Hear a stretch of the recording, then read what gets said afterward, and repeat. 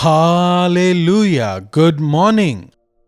एक और दिन प्रभु ने हमें दिया है कि हम उनके वचनों पर मनन करें। इस दिन के लिए प्रभु का धन्यवाद। आइए एक बार फिर से वह वचन जो हमें जीवन देता है, वह वचन जो हमें शुद्ध करता है, हमें पवित्र करता है, इस संसार में जीने के लिए हमें तैयार करता है, उस वचन पर मनन करने के लिए हम अपने आप को तैयार करें। आइए प्रार्थना के साथ आज के मनन को हम शुरू करते हैं। प्रार्थना। महापवित्र पिता परमेश्वर, प्रभु आपके वचनों द्वारा ही हम जयवंत जीवन बिता सकते हैं। इस संसार में हम जयवंत होकर ही जीना चाहते हैं और वह जय हमें केवल आप ही से मिल सकती है। प्रभु आज भी अपने वचनों से हमसे बात करें। प्रार्थना यीशु के नाम से मांगते हैं, आमीन। जी हां, मसीही जीवन जो है एक आंगन में आराम फरमाना बिल्कुल नहीं है। यह आराम फरमाने की जिंदगी नहीं है। मसीह यीशु पर विश्वास करके जीने वाले तमाम को परेशानियों का, तकलीफों का सामना करना ही होगा। उनको सहते सहते ही हम स्वर्ग के भागी होंगे। मसीह के लिए कष्ट उठाना भाग्य की बात है, और जब हम उनके लिए सहन करने को तैयार हो जाते हैं, हमारी जीत प्रभु सुनिश्चित करते हैं। प्रेरित पौलुस दूसरे तीमुथियुस की पत्री 2 अध्याय उसकी 3 आयत में क्या कहता है, देखिए। मसीह यीशु के अच्छे योद्धा की तरह मेरे साथ दुख उठा, पौलुस तीमुथियुस से कहता है। मसीह यीशु के योद्धा की तरह। योद्धाओं का या सैनिकों का लक्ष्य होता है, वे मृत्यु से नहीं डरते, अपने आराम को छोड़ते हैं, परिवार से दूर रहते हैं। अपने देश की सीमाओं की चौकसी करने वाले सैनिकों को देखिए, कितना संघर्ष वे करते हैं, कितने जागृत और सतर्क वे रहते हैं। हर एक मसीही को भी सतर्क और जागृत रहना है। अपने दुश्मन शैतान की चाल में ना फंसते हुए, उसे कोई भी मौका दिए बिना हर एक मसीही को बड़ी सावधानी से, सतर्कता से, प्रार्थना में दृढ़ होते हुए जीना है। प्रभु मसीह के अच्छे योद्धा की तरह तू मेरे साथ दुख उठा।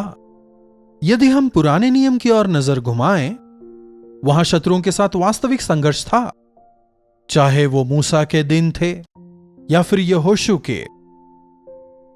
उन्हें संघर्ष करना पड़ा। दाऊद राजा एक शूरवीर था, एक योद्धा था।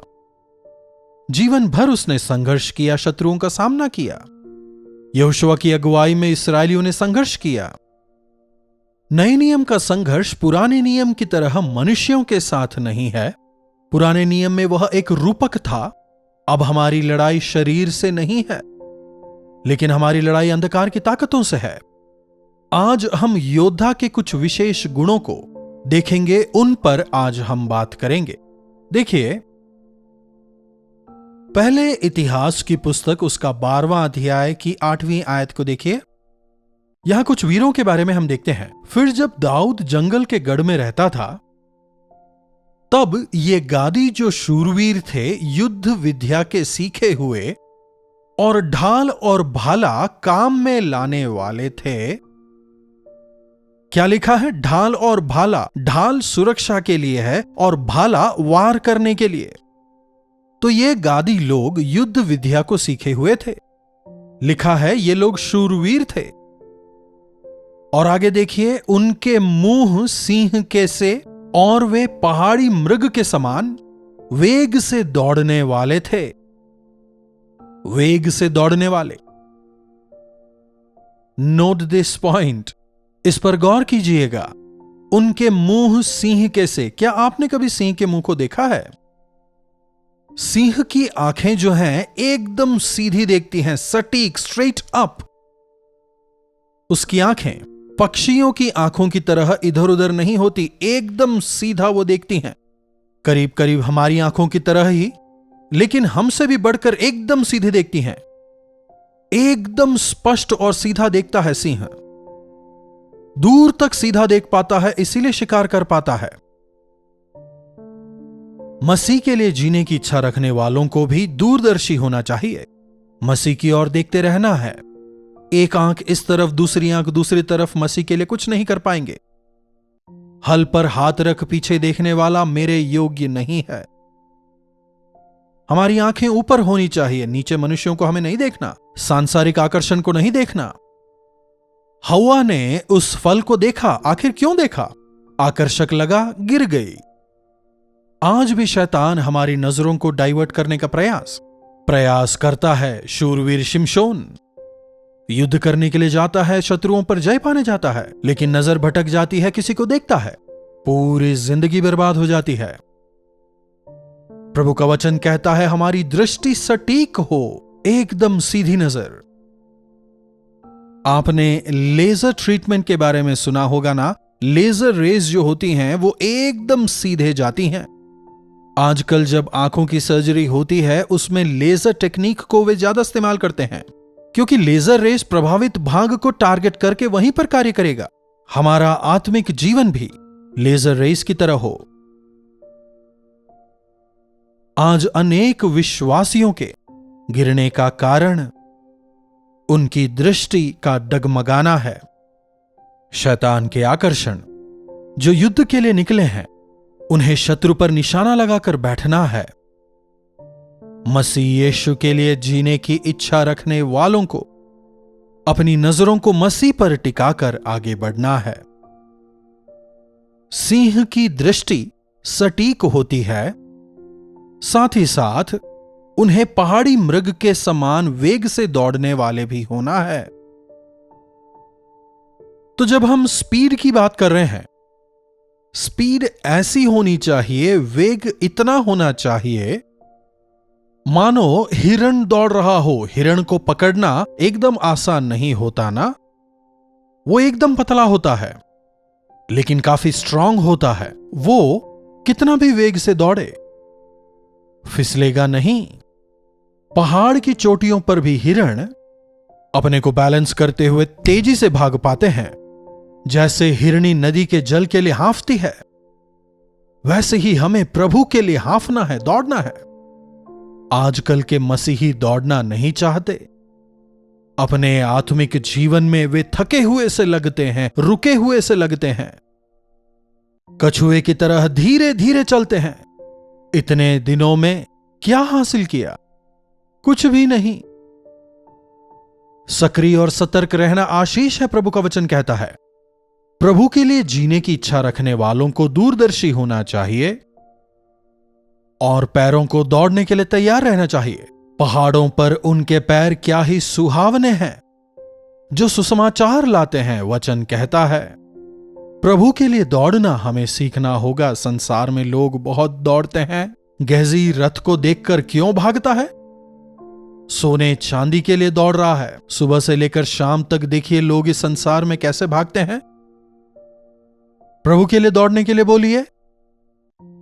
फिलिपोस भी रथ को देखकर भाग रहा है। प्रभु ने बोला उस रथ की ओर दौड़ने के लिए। क्यों? ताकि उस रथ पर जो है वह उद्धार पाने पाए।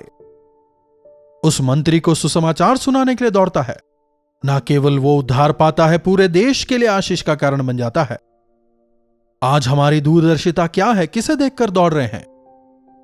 हां, मैं मसीही हूं, पीढ़ियों से मैं मसीही हूं। हर रोज मैं आत्मिक मनन कार्यक्रम में भी भाग लेता हूं। आपके आत्मिक जीवन में क्या दूरदर्शिता है? क्या आप दौड़ रहे हैं? क्या प्रभु के लिए कुछ करने की उत्तेजना आप में है?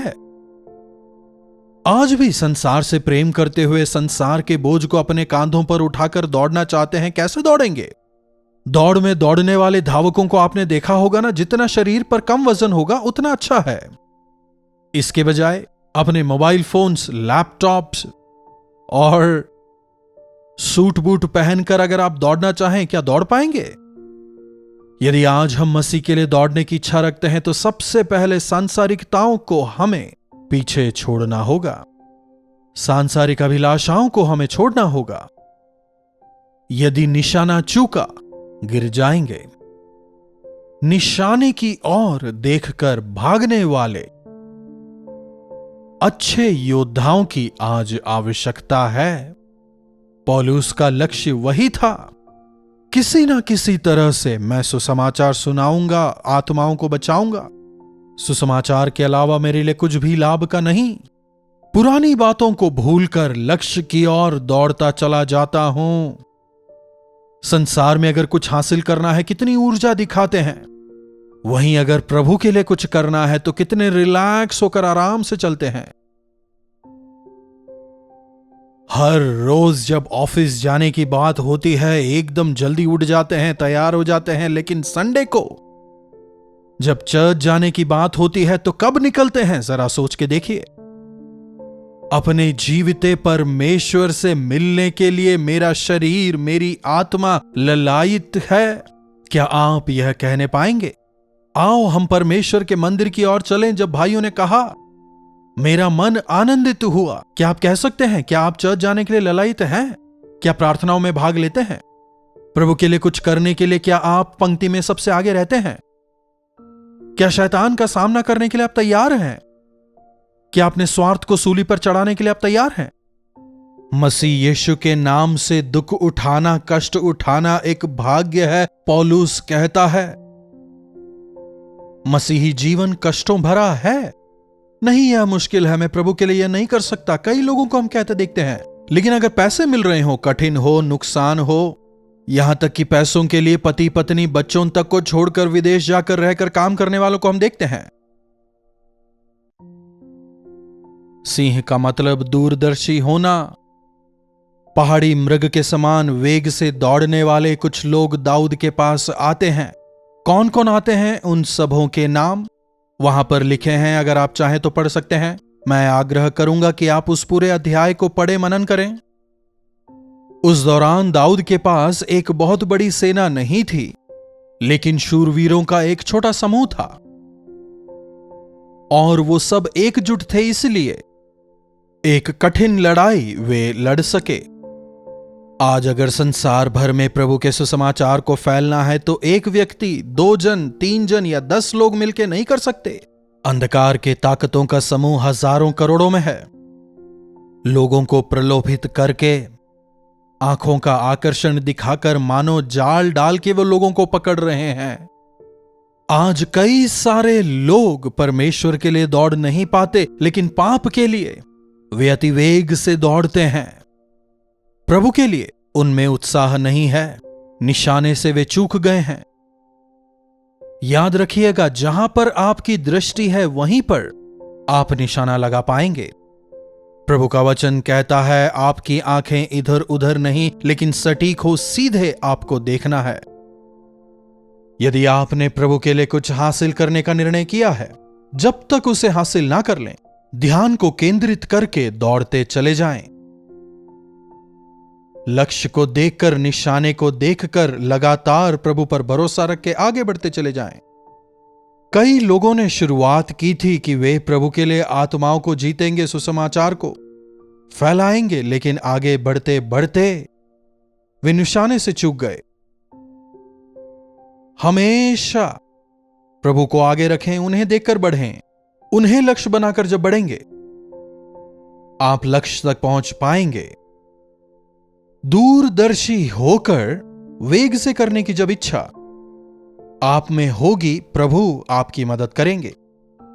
उस दौड़ में प्रभु आपके साथ रहेंगे।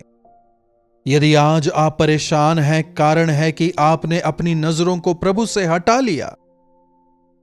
पहले मेरे राज्य और धर्म की खोज करो और वे तमाम वस्तुएं तुम्हें मिल जाएंगी। और मैं इस बात का जीवित गवाह हूं। मैं अपने जीवन में विफल होता जा रहा हूं। मैं अपने जीवन में कुछ हासिल नहीं कर पा रहा। क्यों? क्योंकि आप रास्ता भटक गए। आप दौड़ नहीं रहे, इसीलिए हार रहे हैं। प्रभु के लिए आपके अंदर उत्तेजना नहीं है, इसलिए आप थके हारे बैठे हैं। अपने आप को देखें, आपकी दौड़ कैसी है? विश्वासियों, कैसा है आपका जीवन? अपने आप को परख कर देखें। प्रभु सिंह के समान दूरदर्शी होने का अनुग्रह मुझे आप दें। पहाड़ी मृगों के समान वेग से दौड़ने वाले पैर प्रभु मुझे दें। आपके सुसमाचार को फैलाने के लिए अति वेग से दौड़ने का अनुग्रह आप मुझे दें प्रभु। क्या ऐसी प्रार्थना आप करेंगे? प्रार्थना। महापवित्र पिता परमेश्वर, प्रभु आपका धन्यवाद कि आप अनुग्रहकारी और करुणामयी हैं। प्रभु, जो आज वचन आपने दिया, आपका धन्यवाद। प्रभु, हो सकता है आज हम हमारे जीवनों में दिशा भटक गए हो, आपके लिए वो उत्तेजना हमारे अंदर ना रही हो। सिंह के समान वो दूरदर्शिता, पहाड़ी मृगों के समान वो वेग शायद हमने खो दिया हो, लेकिन प्रभु हम आज आपके सामने दोबारा आते हैं अपने अनुग्रह से। उस दूरदर्शिता को हमें दें प्रभु, मृग के समान दौड़ने का, वेग से आपके लिए दौड़ने का, आपके सुसमाचार के लिए दौड़ने का, आपके गवाह होकर जीने का अनुग्रह हम में से प्रत्येक को दें। प्रार्थना यीशु के नाम से मांगते हैं, आमीन। पिता परमेश्वर का प्रेम, प्रभु यीशु मसीह का अनुग्रह, पवित्र आत्मा की संगति और सहभागिता हमें से प्रत्येक के साथ आज, कल और सर्वदा बनी रहे, आमीन। प्रभु परमेश्वर की महिमा हो। अपने प्रार्थना विषयों और गवाहियों को हमारे साथ बांटना ना भूलें। आपकी गवाहियों द्वारा हम मिलकर प्रभु परमेश्वर की महिमा करने पाएंगे। यदि आप इंडिया से जुड़ रहे हैं तो 9884907779 पर उन्हें भेज सकते हैं। हम अवश्य आपके छुटकारे के लिए आपके साथ मिलकर प्रार्थना करेंगे। प्रभु की आशीष आप सबों पर बनी रहे। कल्वरी दर्शन, ये है प्रेम के दर्शन, यीशु प्रेम के दर्शन।